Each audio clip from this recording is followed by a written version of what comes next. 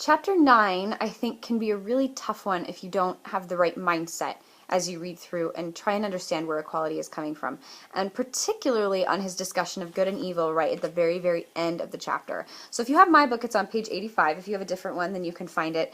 It's the paragraph that begins, "We go on and bless the earth under our feet." It's as he is leaving the community.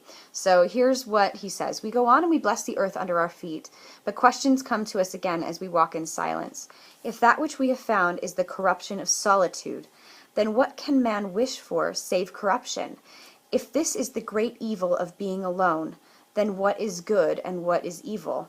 Everything which comes from the many is good, everything which comes from one is evil. Thus we have been taught from our first breath.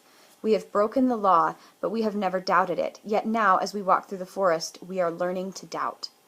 So, as equality is leaving, he's having kind of this crisis of belief, because he's been taught for his entire life in very black and white ways that anything that comes from many is good and anything that comes from one is bad, or is evil, really. He uses a more extreme word. But now he's seeing that that really isn't so.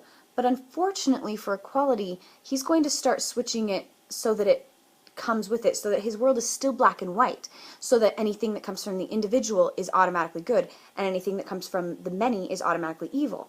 But I think we can agree that that's not always true either. There are lots of things in your life that come from a group, which I think you probably find enriching experiences from.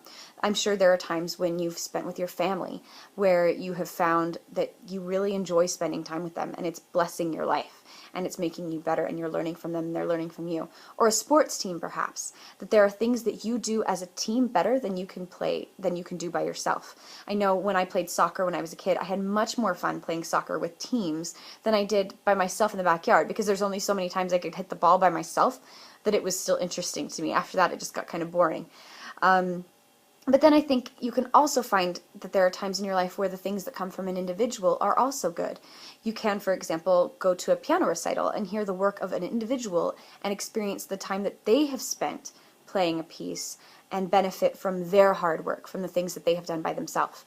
Or the times when you spend alone, maybe reading a book in your room, or going on a hike, or taking a bike ride, or just sitting and thinking, where those times are really beneficial to you as well. So I think the key to this chapter is realizing that equality has some pretty black and white mentalities that have been pushed upon him by the government that he grew up under, really.